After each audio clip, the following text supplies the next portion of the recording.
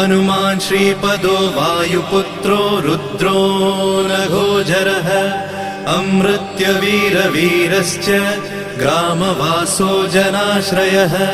धनदो निर्गुणः शूरो वीरो निधिपतिर्मुनिः पिङ्गाक्षो वरदो वाग्मी सीताशोकविनाशकः शिवः शर्वपरो व्यक्तो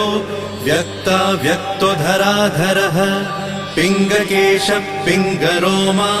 श्रुतिगम्यः सनातनः अनादिर्भगवान् देवो